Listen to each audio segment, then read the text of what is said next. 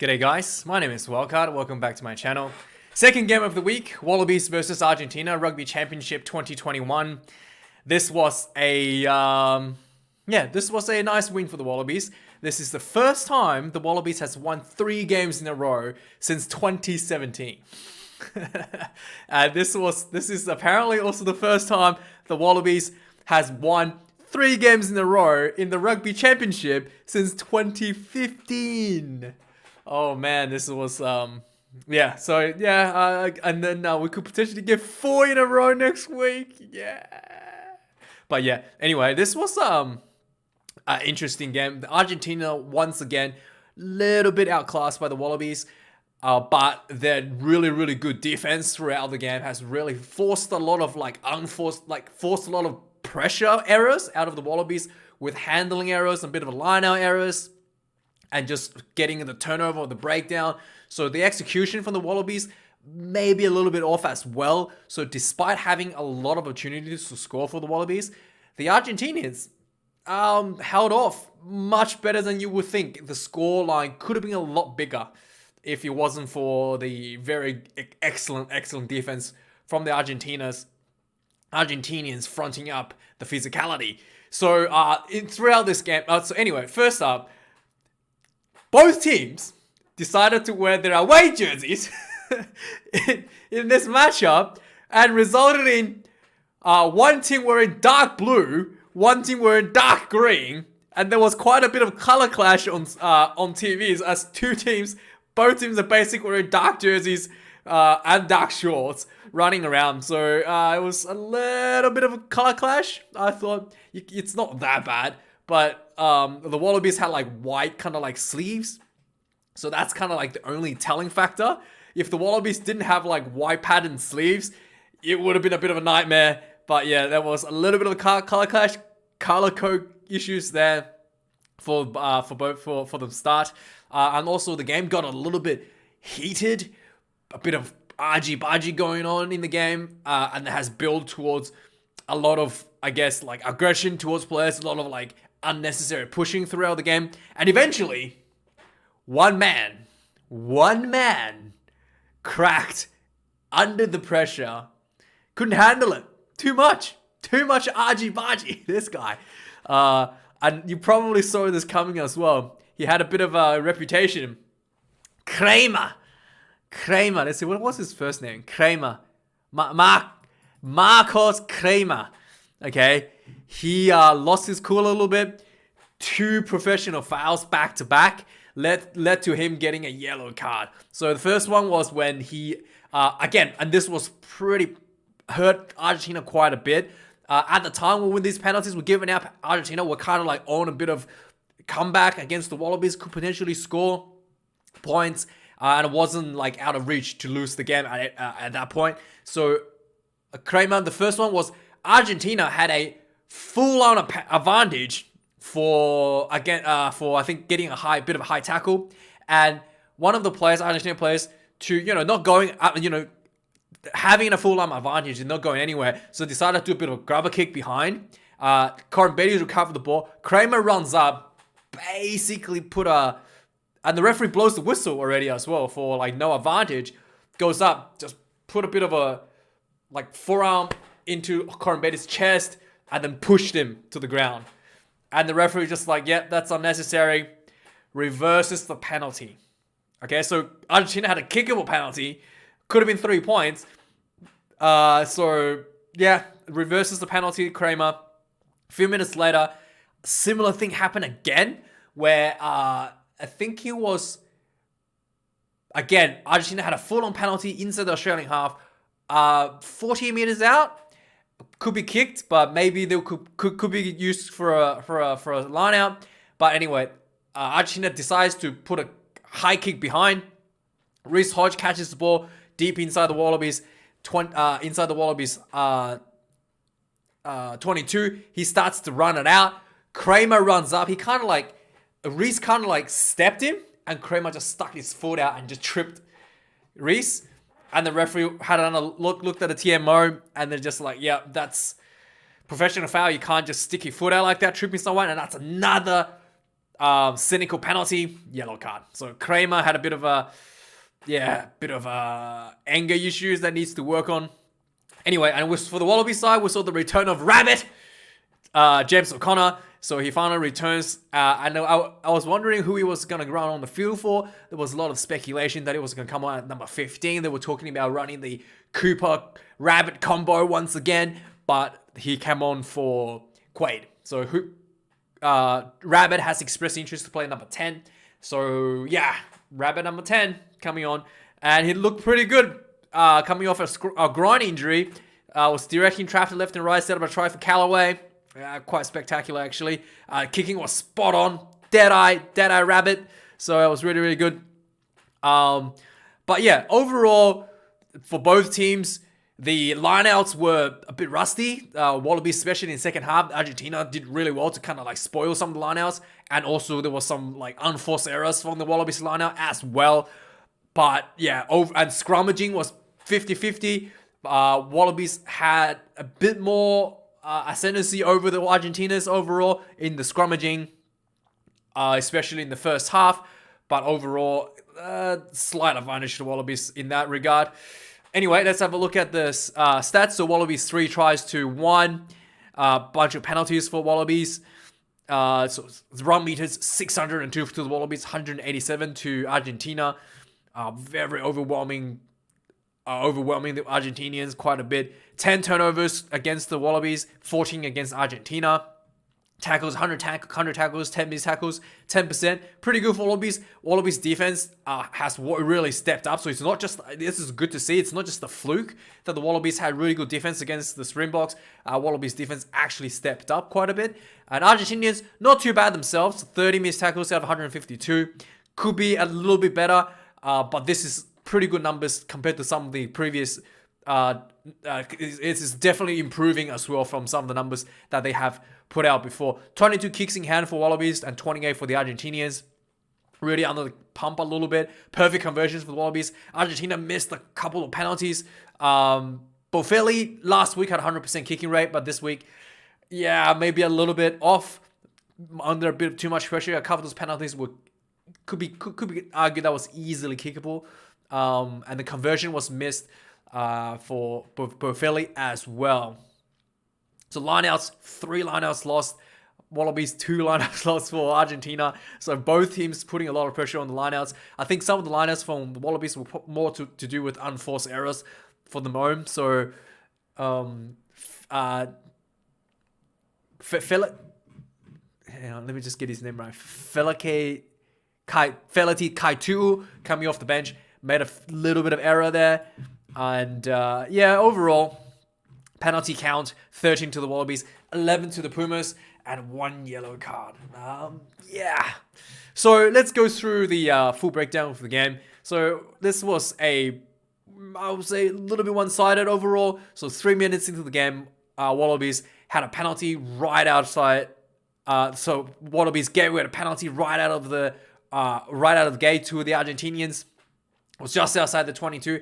On the 15-meter line from the side, so it's not really that big of an angle, but a little bit of an angle.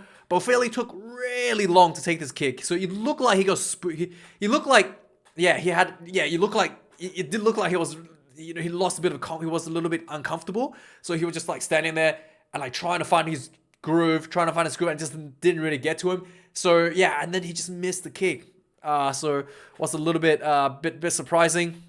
Couple minutes later, Australia was on the offense. Samuel Karevi made a nice little break. Marika Cornbetty followed up with a really, really good run. Eventually, the Wallabies gets the ball about 20, just inside the Argentina 22.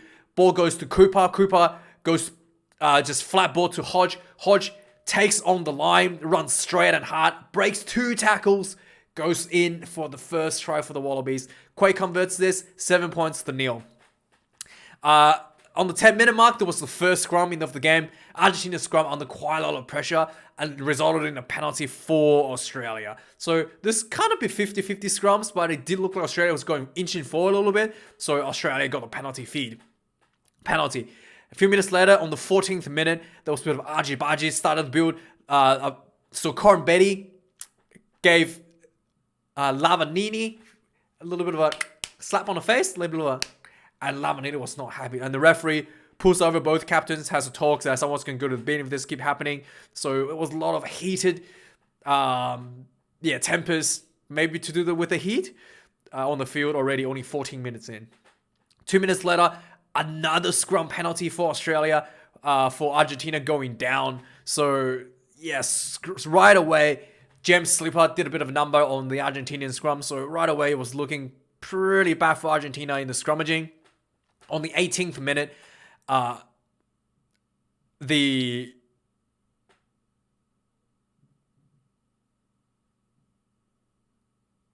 18th minute, the Wallabies followed that penalty scrum, managed to get themselves into the Argentine half, started building some pressure, eventually got a penalty advantage for Argentinians not rolling away. Quake gets the ball, did a little grubber kick behind. Ikitau runs, chases up, recovers the ball.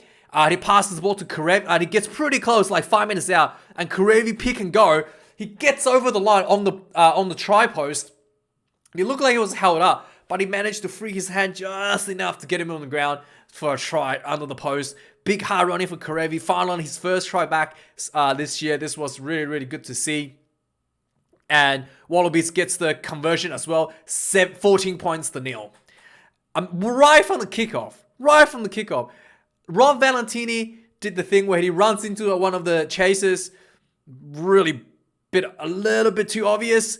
Referee says he changed directions. Obstruction to right from kickoff, right down the center. A penalty. So Argentina gets the 3 points right back. 14 points to 3. Wallabies kickoff didn't go well as well. So they so the kickoff following that, they kicked the ball straight outside, out of the bound. 50 meter scrum. So the Wallabies are looking a little bit rusty at this point. There has been talks at this point that it's pretty hot and humid, so it could be a little bit wet as well with the ball with just sweat. It was getting a bit of conditions are definitely not as good as it looked on TV. So there was a lot of Wallabies following this were able to put on quite a bit of pressure and not actually going just little handling errors, like Tupou dropped the ball a couple times and just not really able to get over the line. Eventually on the 30th minute, Wallabies finally gets out a penalty. They go for a 5 meter line out. They piling on faces. 9 faces later, Nick White gets really close to the sideline, right? He was at the breakdown. The commentators were saying that Nick White's been looking around the fringe areas, looking at taking a run. Sure enough, he was about 5 minutes out from the tackle was made about 5 meters out. Not even 5 minutes, like 2 meters short. Nick White looks up, sees the post. His instinct is to put the ball under the post, because the rules used to be that if the post is here and then you place the ball under the post like this, it's a try. But they changed the rules. That's no longer a try anymore. So Nick White, I think from his instinct, he thought that's a try. So he goes in, and then the referee blows the whistle, and then he gets up, and then I was like, and then he looks at Hooper. Hooper's just like, yeah, you know the rules been changed, right? And Nick's just like, oh well. And then the referee had a look. Yeah, sure enough, Nick placed the ball under the post, which was not a try, and realizing that he made a mistake, tries to rectify by placing the ball over the line, and he dropped the ball. So that was a little bit embarrassing from Nick, a bit of a mistake. But the Wallabies thought was on a penalty advantage for one of the players was tackled by a player on the ground. So Wallabies had a penalty advantage. Quake kicks this one, 3 points, 17 points to 3. And then going to half for the remainder of the half, Wallabies again. There was a lot of kicking game back and forward. Wallabies had slightly better accuracy in their kicking game, so getting a little bit more value out of their kickings, but they were not able to get more points on the board, despite having quite a bit of dominance in the first half. The ball slippery, humidity definitely played into a lot of it. There was quite a bit of drop ball. So halftime, the Wallabies had 288 run meters to 74, 5 turnovers against the Wallabies to the 7 turnovers against the conceded. 7 turnovers conceded for the Argentinians, 5 penalties for both sides. 1 line-out loss for the Wallabies, 2 line-outs loss for the Argentinians halftime, and the kicking count was 15-13, kicking from hand. So second half starts, the Argentinian came out of the block, really try to put some pressure on, try to make a bit of a statement.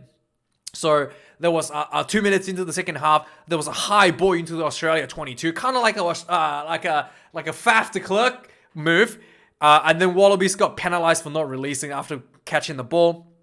So Argentina decided to not kick for the 3 points. This was very kickable. Goes for a 5-meter line out. Sure enough, they get the line out in. Sets up for a nice maul that was very steady. And the Wallaby starts to push. They roll the maul perfectly. Just like a perfect rolling maul. Try. Just textbook rolling maul. This looks so easy, so good. And right there and there, the Wallabies and the Argentina look like they're back into the game. But Boffelli were not able to convert this once again. So Wallabies still up 17 points to 8. So from this point onward, you think that the Argentina has a chance to come back, right? 3 minutes later, Pablo Materas introduces himself to Michael Hooper, smashes the big Jesus out of him, saying that, hey, I'm coming for you, mate. I'll be playing Super Rugby next year for the Crusaders. 2 minutes later, on the 47th minute, there was a penalty advantage to the Argentinians, and this is where the brain fart starts to come in for a high tackle, and then Carrera's kick, do a little grubber kick behind. Corambetti recovers, Kramer runs in, did the shoulder push charge, more like a shoulder shove without wrapping his arm. Penalty reversed. Opportunity loss for Argentina. So Argentina was looking quite dangerous around this period. Could potentially put, especially with that perfectly executed rolling maul, looking like the Wallabies a bit complacent. Could potentially score more points here, but Kramer stuffed that one. 5 minutes later, on 52nd minute, there was another penalty for the Argentinians. Very kickable range again. They opted for the kick and they missed again for Boffelli. So very unlucky. A few minutes later, on the 55th minute, back-to-back penalties against the Wallabies again, allowing the Argentina into a position inside the Wallabies half. And then this time, the Argentina was playing advantage. They kicked the ball behind. Risoj got the ball. Kramer runs up. Risoj steps Kramer. Kramer trips him, sticks his foot out, trips him. Another professional foul. Referee goes, enough is enough. That's the second one of the game. Yellow card. Again, Argentina was under penalty advantage in a kickable range. Inside the Wallabies half. Yeah, reversed. On the 56th minute, Rabbit comes on the field for Quaid. I was keen to see how he goes. A minute later, Wallabies are piling on pressure into the Argentinians. 11 phases later, 5 meters out. Okay. Materas gets penalized for playing the ball cynically on the ground. Luckily, he didn't get a yellow card. Australia tries to go wide. Again, poor handling, bit slippery, but didn't able to get the ball out wide. Ball went to the ground, so it comes back for the penalty. Australia, I guess, after almost 20 minutes in the second half, not able to score any points, decided to take the 3. I thought they probably should go for the try here, considering Kramer is the forward and is a big guy in the set piece, so could have gone for a try here. But Australia opted for 3. Rabbit, I thought maybe Rabbit needed a bit of kicking practice as well. He gets the ball, slots this one in quite easily. 20 points to 8. A few minutes later, 5 minutes later, on the 62nd minute, the scrum collapsed. Argentina gets the penalty, kicks the ball out for a 5-meter line out, piling on pressure on attacking the Wallabies. Not able to score. A good defense from the Wallabies as well. Very, very impressive. On the 68th minute, Australia putting pressure on again in the Argentinian half. 10 phases later, got themselves 5 meters out. 16 phases later, still not able to score. Finally, James O'Connor gets the ball out wide with a bit of space. He had a option out wide to go out wide, and Callaway with an inside option, he throws the beautiful inside option to Callaway. Look a little bit forward, could have been argued with that, but Callaway crashes through. She only needs a few minutes to step through. Yeah, goes in for the try. Beautiful, beautiful play. And just perfectly executed. So 27 points. Yeah, and James O'Connor converts this one, 27 points. So really good to see that Rabbit comes back and able to make beautiful clinical plays like that. Maybe for a pass, but still, be able to set up a try like that was quite good. On the 70th minute, there was the Argentina kicks off. Again, there was a breakdown, a couple of phases of Wallabies. So ball goes to O'Connor. O'Connor sees Ikitau, runs inside him, taking on the 9 and 10 channel around the rocks. Nice inside ball to Ikitau. Ikitau runs like 70 meters. Runs like 40 meters. He passes the ball to Callaway. Callaway runs a bit further. 5 meters short, he gets tackled. So Wallabies looking like they're going to score again, back to back. Building phases again. 5 phases later, loses the ball. Argentina gets the ball from a Wallabies. Poor handling again due to probably sweat. Yeah, so bit annoying. On the 72nd minute, the Wallabies has another opportunity to attack, and this just kind of like spells out all the little things that's went wrong for the Wallabies. Wallabies at the 22-meter line out, attacking opportunity, really good chance to score another try. Not straight. Line out throws in, not straight. On the 75th minute, Wallabies were still able to stay on the front foot, getting on the attack. 8 phases into the game. Argentina turns the ball over.